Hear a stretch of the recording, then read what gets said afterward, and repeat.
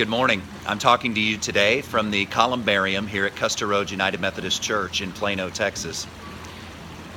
For those of you who don't know what a columbarium is very similar to a cemetery. Like a cemetery, this is a place where people are laid to rest. The difference is, you can see here niches behind me. These niches are where the cremated remains of those who have died are laid to rest. So once a person has been cremated, what is remaining is the dust of their life, their existence. I chose this location today because I'm reminded, with tomorrow being Ash Wednesday, I'm reminded of the fact that in the time of creation, in the second chapter of Genesis, we are told that God forms man out of the dust of the earth.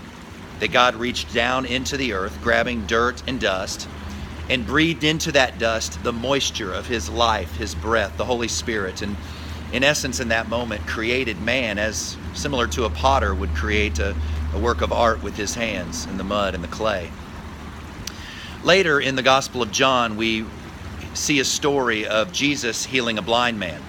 Jesus chooses to heal this blind man not simply with words, but actually does something quite strange. He spits in the dust, in the dirt of the ground, and with his saliva and the dirt forms and fashions for this man new eyes.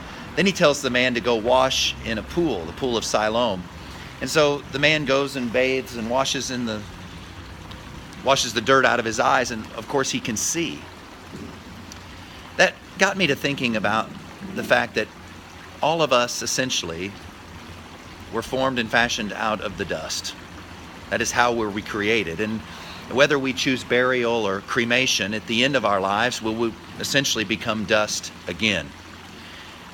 It's kind of a poignant reminder of the beauty, but also some of the sadness of the fullness of life. But I'm also reminded as I sit in this place that through this story of Jesus healing this man, forming and fashioning new eyes, is that I'm reminded that throughout our lives, from the time we are born to the time we die, Christ is always forming and fashioning something new in us. I'm also reminded of the words that are behind me, and I'll read them to you and show them so you can see them. Jesus also said, "I am the resurrection and the life. Those who believe in me, even though they die, will live, and everyone who lives and believes in me will never die." Friends, that is a beautiful truth. It's the truth of the gospel. Because of the life, the death, and ultimately the resurrection of Christ, we will never die.